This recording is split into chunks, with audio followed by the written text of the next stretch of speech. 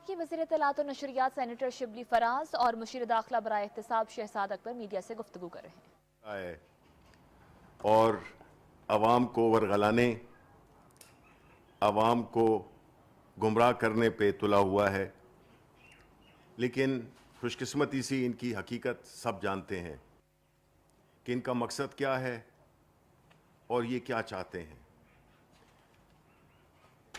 آج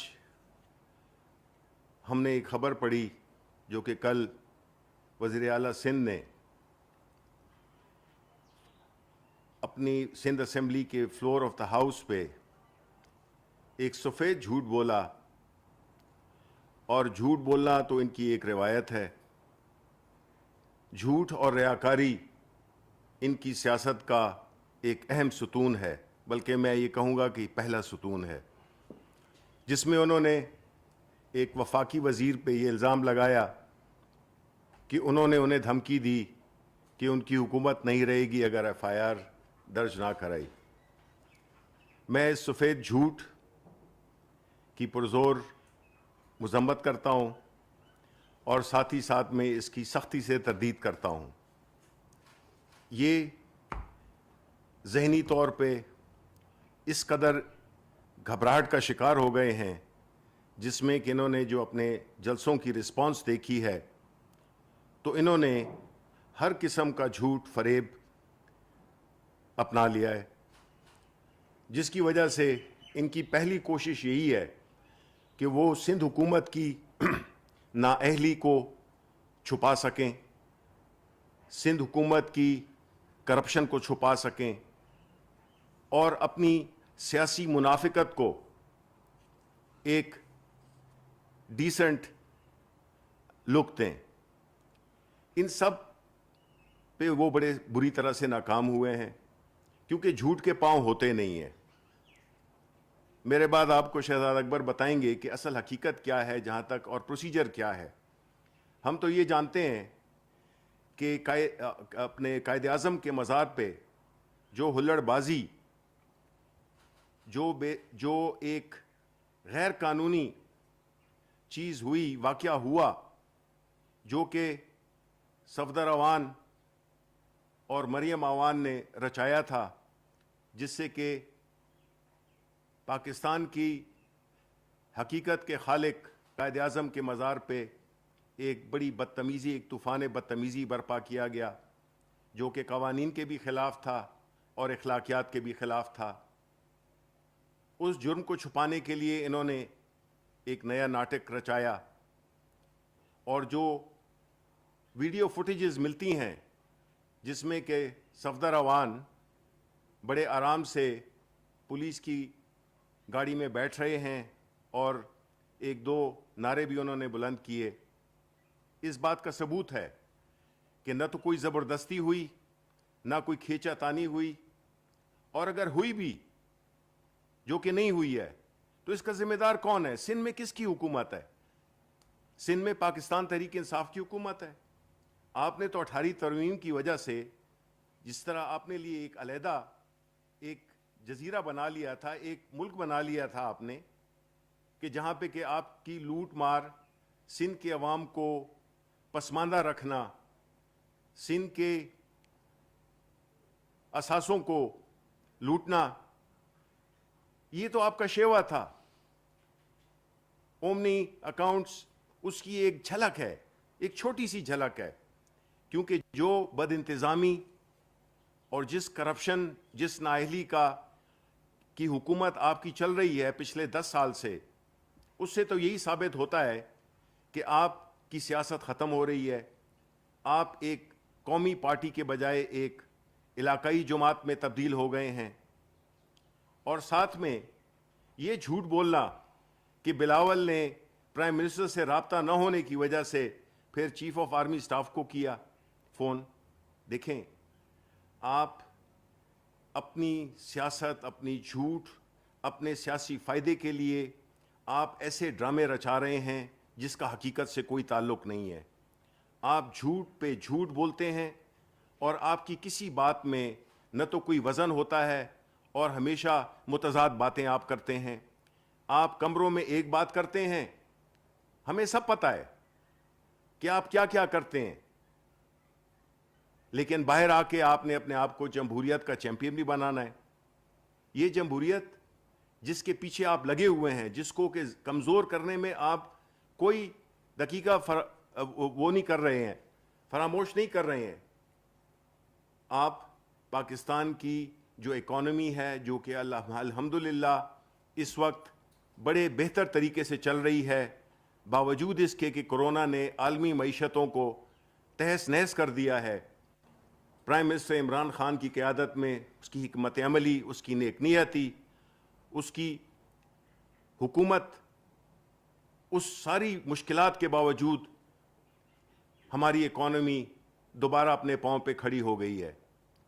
اور یہ بات آپ کو بالکل پسند نہیں ہے. وہ اس لیے کہ آپ نہیں چاہتے کہ ایک ایسی حکومت جس نے آ کے ایک پرانی پارٹنرشپ توڑی، وہ جو تسلط آپ نے قائم کیا ہوا تھا نا دو خاندانوں کا، اس کو شکست دے کر عمران خان نے ایک ایسی حکومت کی بنیاد ڈالی جو کہ نہ تو کاروباری ہے اور نہ اس کے کوئی خاندانی لنکس ہیں. اپنی محنت کے ذریعے، اپنی کاز کے لیے پاکستان کے عوام نے ان کی پوری سپورٹ کی، اور جس کی وجہ سے آج انشاءاللہ ان کی اور ماشاءاللہ ان کی حکومت ہے. اب آتے ہیں جو بنارسی ٹھگوں کا جو دوسرا گروپ ہے، نون گروپ. انہوں نے بات کی، اس میں دو باتوں کا انہوں نے بار بار ذکر کیا. ایک تھی کہ چادر اور چار دیواری کا تحفظ. یہ سمجھتے ہیں کہ چادر اور چار دیواری صرف مریم صفدر ہیں. وہ وقت بھول گئے ہیں یہ جب انہوں نے نہتے خواتین پہ، حاملہ خواتین کے منہ پہ گولیاں مار رہی ماڈل ٹاؤن میں. یہ وہ بھول گئے ہیں کہ جس طرح سے محترمہ بے نظیر شہید کی تصاویر انہوں نے ہیلی کاپٹر سے پھینکی. کہاں گئی وہ؟ اس وقت کہاں پہ گئی تھی چادر اور چار دیواری کا تحفظ؟ یہ تو آپ اس کے خالق ہیں. آپ نے پچھلے دنوں بھی اپنی تقاریر میں ہماری خاتون اول کا ذکر کیا، جو کہ نہ سیاسی ہیں اور نہ ان کا سیاست سے کوئی لین دین ہے. تو آپ اتنی گر گئے ہیں، آپ کی جو اخلاقیات کی سطح ہے وہ اتنی گر گئی ہے کہ آپ کسی کو بھی آپ چھوڑ نہیں سکتے ہیں. آپ کی اگر مخالفت ہے تو وہ پاکستان کے عوام سے ہے، عمران خان سے ہے. آپ تو یہ نہیں کر سکتے ہیں کہ آپ کا عمل کچھ ہو اور آپ کی جو باتیں ہیں وہ کچھ اور ہوں. یہ وہ وقت ہے جس میں کہ پاکستان کو ایک ایسا ماحول چاہیے جس میں کہ کاروبار چلیں. یہ وہ وقت ہے جس میں کہ معیشت بحال ہو گئی ہے اور آگے کی طرف رواں دوا ہے. آپ اسی وقت جمہوریت کو بھی کمزور کرنا چاہتے ہیں اور پاکستان کو بھی کمزور کرنا چاہتے ہیں. آپ کی ساری جو یہ ناٹک ہے، اس کا مقصد یہی ہے کہ پاکستان تحریک انصاف کی حکومت، عمران خان اگر کامیاب ہو گیا تو آپ کی سیاست تو ہمیشہ کے لیے ختم ہو گئی. اور انشاءاللہ اللہ تعالیٰ کی رحمتیں عمران خان اور اس کی حکومت کے ساتھ ہیں، جس کا کہ ہم نے ایک جھلک دیکھی کورونا میں، جس میں کہ پوری عالمی دنیا سٹرگل کر رہی ہے. ہزاروں لاکھوں لوگوں کی نوکریاں گئی ہیں، کئی لوگوں کے بزنسز ختم ہوئے ہیں. لیکن الحمدللہ پاکستان میں اس شدت سے وہ نقصان ہمیں نہیں پہنچا، اور وہ اس کی صرف وجہ یہی تھی کہ پرائم منسٹر نے روزگار کی بھی تحفظ کیا اور لوگوں کی صحت کا بھی تحفظ کیا.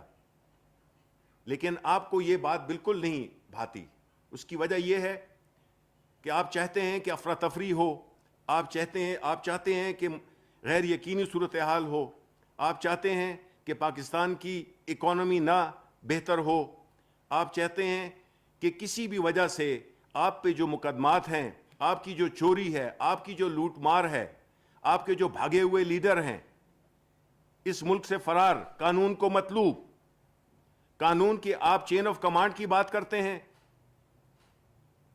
خاقان صاحب آپ تو سب سے بڑے وائلیٹر تھے اس کے, 99 کو بھول گئے آپ ان ایل این جی کی جو ڈیلز تھیں ان کو آپ بھول گئے ہیں, جس میں کہ آپ نے ملک کو 15 سال کے لیے مقید کر دیا. یہ جو آج گیس کی پرائسز ہیں, یہ جو بجلی کی پرائسز ہیں, یہ کس وجہ سے اوپر جا رہی ہیں؟ یہ آپ ہی کی وجہ سے اوپر جا رہی ہیں.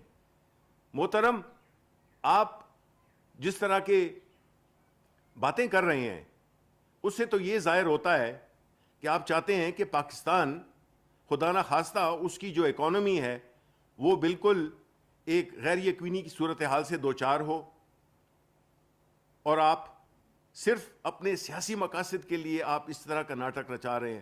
کچھ خدا کا خوف کریں. آپ نے اللہ کو جان دینی ہے, ہم سب نے دینی ہے.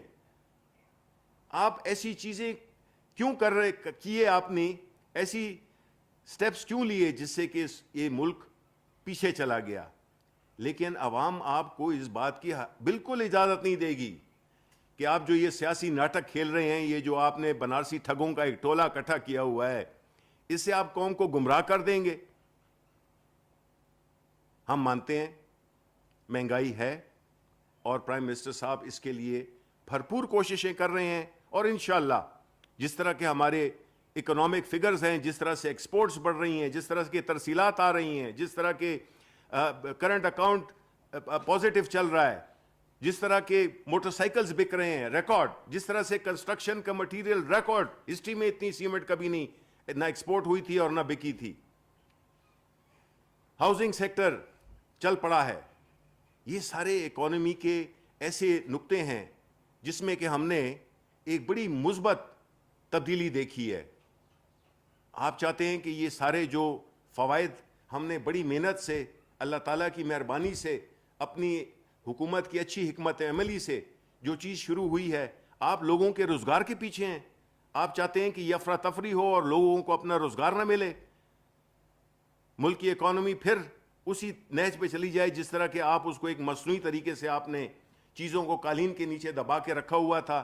ہم نے تو جو کیا, ہم نے تو چیزوں کو ٹیبل پہ لائے, عوام کے سامنے لائے کہ یہ اس ملک کے مسائل ہیں, چاہے وہ بجلی کے ہوں, چاہے وہ گیس کے ہوں, چاہے وہ مہنگائی کے ہوں, چاہے وہ ان اداروں کے ہوں جو کہ آپ نے جن کو کہ تباہ و برباد کر دیا.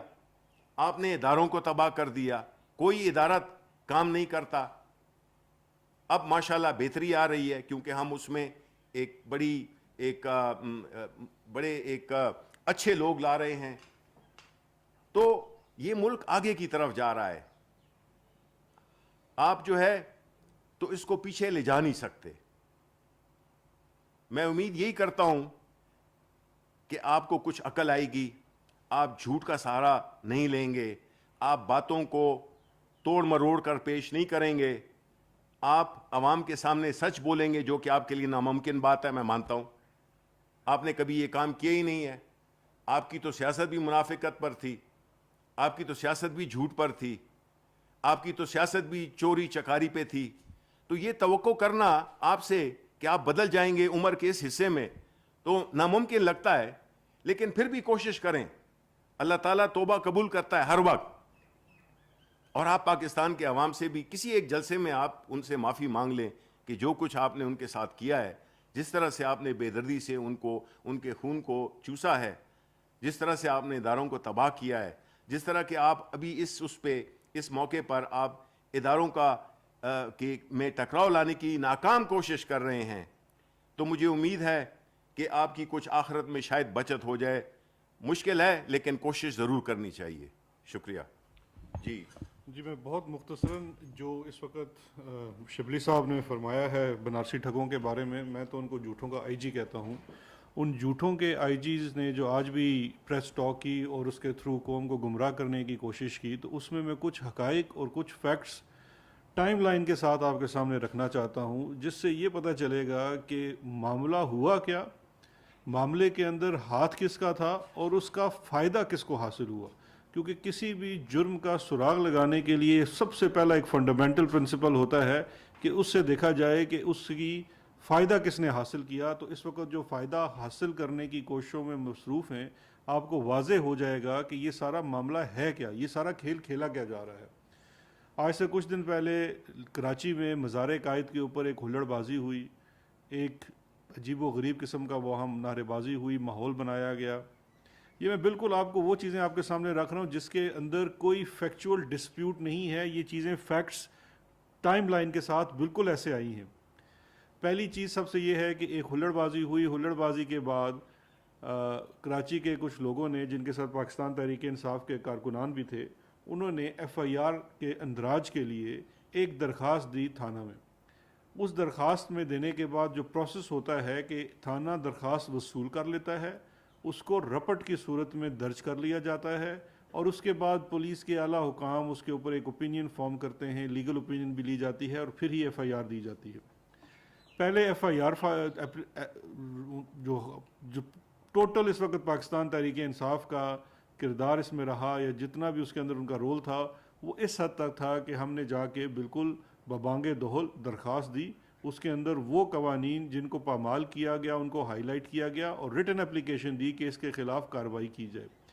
اس کے بعد ہر کسی کا کردار اور رول ختم ہو جاتا ہے, اور گورنمنٹ آف سندھ 18ویں ترمیم کے بعد جو ہر طرح سے خود مختار ہے ان تمام معاملوں میں, اسپیشلی کرمنل لاء کے اندر, اس کا کردار شروع ہو جاتا ہے. اس کے بعد ہم نے دیکھا, صبح ہم بھی اٹھے تو ہمیں پتہ چلا کہ رات کو ایف آئی آر بھی درج ہو گئی, اور اس کے بعد صبح سویرے صفدر ایوان کو گرفتار بھی کر لیا گیا. یہ جو تالا توڑنا اور یہ ہے, اس کی تصدیق ہونی باقی ہے, چاہے وہ سندھ حکومت کی قائم کردہ کمیٹی میں ہو یا جو کور کمانڈر کر رہے ہیں اس کی رپورٹ میں آتی ہے. لیکن جو چیز کیمرے کی آنکھ کے سامنے سب کے سامنے آئی, وہ سندھ پولیس کی گاڑیوں میں فرنٹ سیٹ پہ بیٹھے ہوئے صفدر ایوان جو نعرے لگاتے ہوئے, دندناتے ہوئے, قابل ضمانت جرم میں گرفتار کر کے تھانے لے جائے گے. میرے بھائی, قابل ضمانت جرم میں گرفتاری کا کیا مقصد ہے؟ اگر یہ کام وفاقی حکومت نے کرنا تھا یا ہم میں سے کسی نے کرنا تھا تو ہم اس کے اندر قابل ضمانت دفعات لگاتے, کوئی دفعہ ہی اچھی لگا لیتے. یہاں سے اندیا ملتا ہے کہ یہ ڈرامہ ہو رہا ہے, یہ کھیل رچایا جا رہا ہے. قابل ضمانت دفعات کے اوپر پولیس کی موبائل میں فرنٹ سیٹ کے اوپر بٹھا کے صفدر عبداللہ میاں کو تھانے لے جایا جاتا ہے. اس کے بعد یہ تاثر دیا جاتا ہے کس کی طرف سے؟ محمد زبیر کی طرف سے, جو کہ اب میں سمجھتا ہوں کہ ایک پیٹنٹ جھوٹا ثابت ہو چکا ہے. جس قسم کی وہ باتیں کرتا ہے, ملا تھا نہیں ملا تھا, گیا تھا نہیں گیا تھا, کھانا کھایا تھا. مجھے ذوالفقار مرزا وہ یاد آ گئے جو رحمان ملک کے بارے میں کہتے تھے کہ یہ ایک ایسے جھوٹ بولتے ہیں, عادتاً جھوٹ بولتے ہیں. ان کو فون کرو, پوچھو بھائی سیب کھا رہے ہیں, کیا کھا رہے ہو, کہیں گے کیلا کھا رہا ہوں. یہ اس قسم کے جھوٹے ہیں. انہوں نے کچھ دروغ گوئی کی. اس کے بعد سندھ پولیس کی طرف سے سندھ پولیس کے ٹویٹر اکاؤنٹ کے اوپر بیان آیا کہ سندھ پولیس کی ایف آئی آر کا اندراج, اور ایف آئی آر کے اندراج کے بعد گرفتاری ضابطۂ قانون کے تحت کی گئی ہے. اب جو الزام سب سے پہلے زبیر صاحب نے لگایا, جس کی سندھ حکومت نے کوئی تصدیق نہیں کی اس وقت تک, یہ میں ٹائم لائن کے ساتھ بات کر رہا ہوں, اس وقت تک سندھ پولیس کی جو سٹیٹڈ پوزیشن تھی وہ یہ تھی.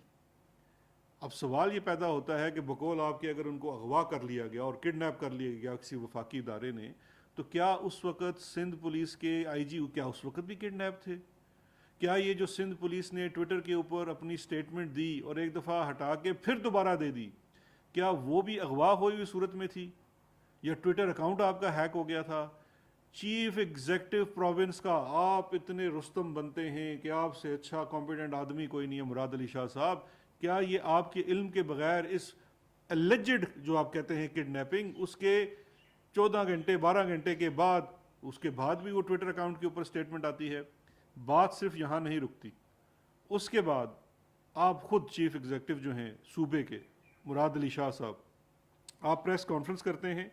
پریس کانفرنس کرنے کے بعد آپ پریس کانفرنس سے پہلے جو صحافی اس پریس کانفرنس میں موجود تھے وہ گواہ ہیں اس بات کے, یہ کہا جاتا ہے کہ یہ جو اللیجڈ کڈنیپنگ ہے اس کے بارے میں آپ نے سوال نہیں کرنا مراد علی شاہ صاحب سے. تو مراد علی شاہ صاحب آپ کیا چھپانے کی کوشش کر رہے تھے؟ آپ نے اس دن کوئی سوال نہیں لیا, یہ بھی ریکارڈ کا حصہ ہے. آپ نے اپنی پریس کانفرنس کے اوپر اس قسم کا کوئی الزام نہیں لگایا, یہ بھی ریکارڈ کا حصہ ہے. اس پریس کانفرنس کے بعد سے لے کے شام تک ایسا کیا ہوا کہ آپ نے ایک نیا کھیل رچانا شروع کر دیا؟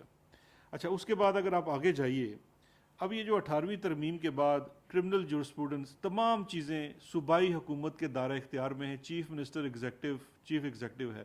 سندھ حکومت کی طرف سے اعلان کیا جاتا ہے سب سے پہلے. آج یہ جو جھوٹوں کے 2 IG تھے، انہوں نے کہا جی وفاقی حکومت اس میں تحقیق نہیں کر رہی.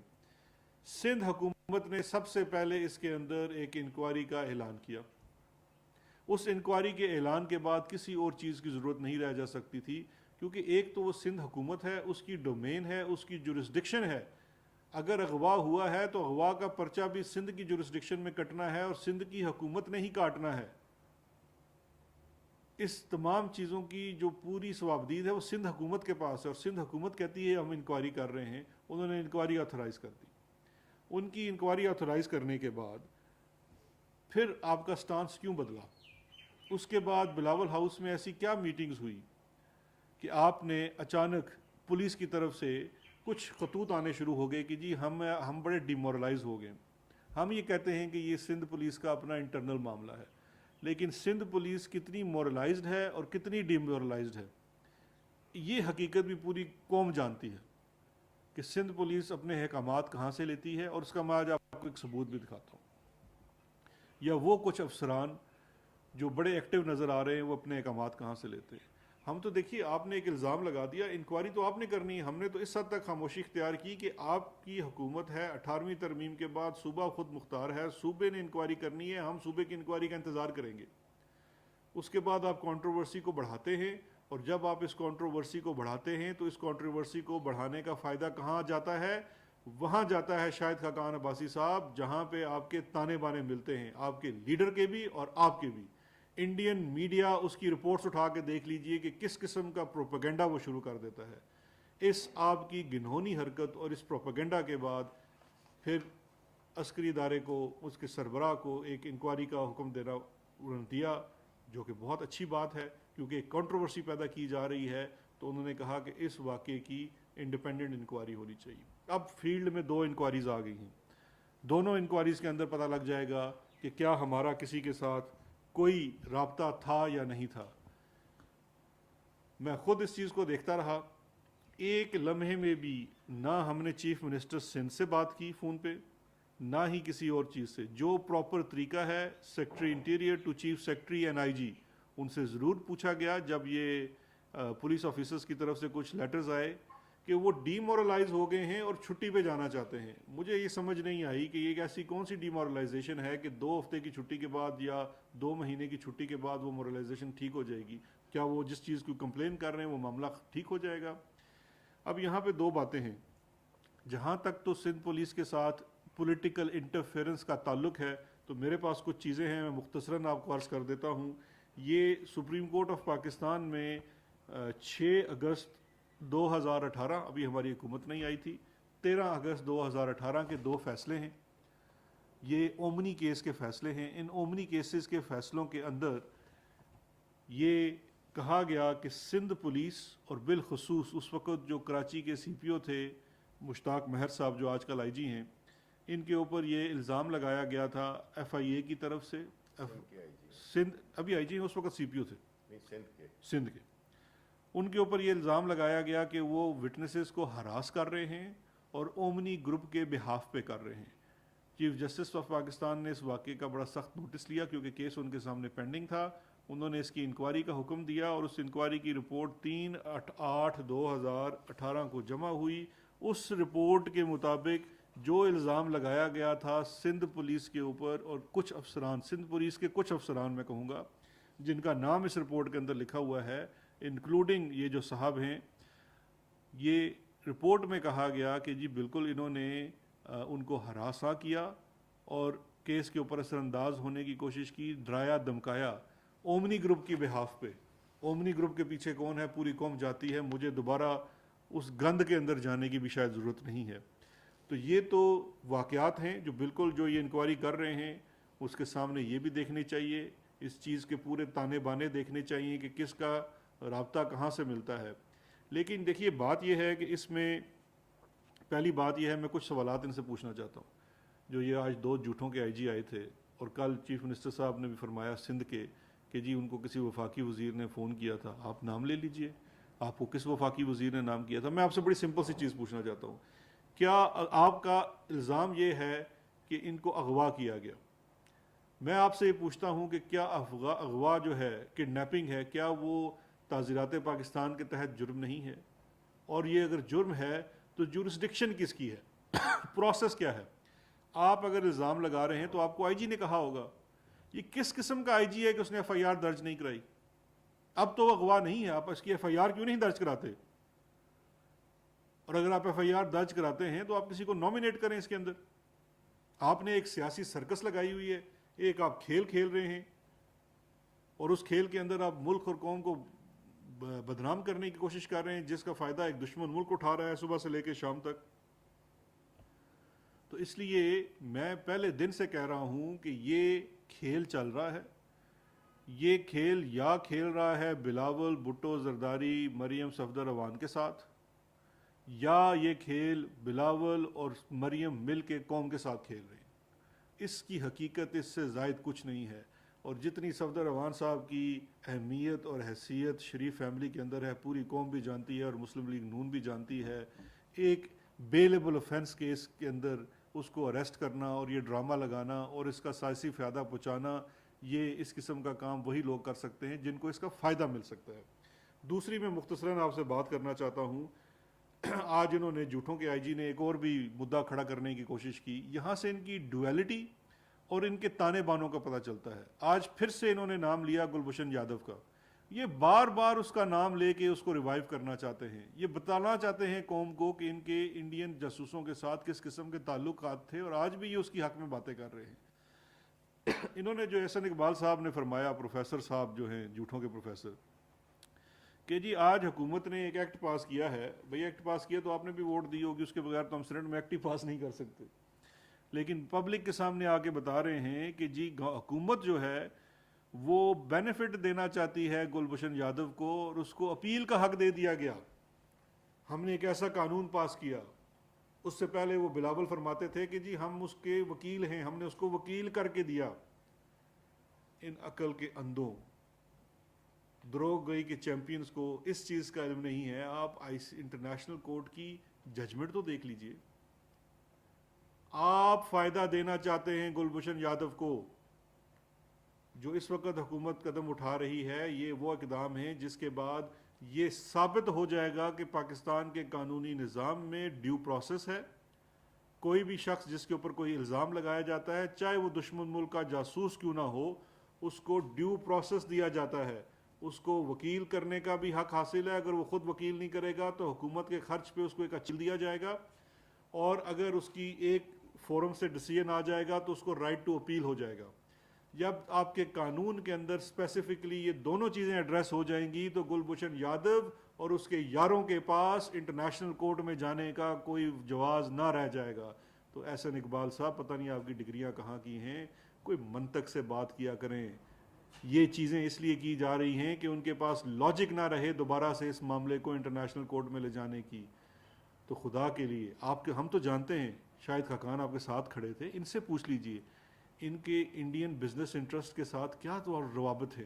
اپنے لیڈر کی طرح, جس طرح ان کا جندال یاد تھا, ان کا بھی مجھے کو پتہ چلا ہے ایک کمپنی ہے سدھارتھ گریسنگ کے ساتھ ان کے کیا تعلقات ہیں.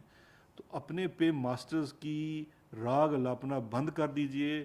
آپ کے جو روحانی پیشوا ہیں اس وقت, وہ الطاف حسین پارٹ 2 کا کردار تو ادا کر ہی رہے ہیں, اسی طرح سے ایک عالمی نیٹ ورک کا حصہ بن کے. آپ نے ملک کے اندر ہی سیاست کرنی ہے, اسی ملک سے آپ نے سب کچھ بنایا ہے. آپ سے درخواست ہے خدا کے لیے اپنے اس چھوٹے سے سیاسی مقصد اور فائدے کے لیے ملک کو بھی بدنام نہ کریں. آج ملک ایک ایسی جگہ پہ کھڑا ہے کہ آپ اکنامک فلائٹ پہ جا رہے ہیں, اور اس وقت سب سے بڑا خطرہ اپوزیشن کو یہی لاحق ہو گیا ہے کہ اگر اس کے بعد تو ہمارے پاس احتجاج کرنے کی بھی کوئی ریزن نہیں رہ جائے گی. Thank you. وفاقی وزیر اطلاعات و نشریات سینیٹر شبلی فراز اور مشیر داخلہ و احتساب شہزاد اکبر اسلام آباد میں میڈیا سے گفتگو کر رہے تھے. वज़ीर इत्तलात सेनेटर शिबली फराज की जानिब से कहा गया कि अवाम को वर्गलाने वालों की हकीकत सब जानते हैं। मज़ार कायद पर होने वाली हुल्लड़बाजी कानून की खुली खिलाफ वर्जी थी। उन्होंने कहा ये लोग मईशत और पाकिस्तान को कमज़ोर करना चाहते हैं। ये लोग अफरा तफरी, इंतशार और अदम इस्तेहकाम चाहते हैं। उनकी जानिब से मीडिया टॉक में ये भी कहा गया कि हुकूमती इक़दामात से तामीराती शोबा तरक्की कर रहा है। झूठ और रियाकारी उन अनासिर की सियासत का अहम सुतून है, लेकिन पाकिस्तान के अवाम अब बाशऊर हैं। उन्होंने कहा ज़ाती मुफाद के लिए झूठी सियासत की जा रही है।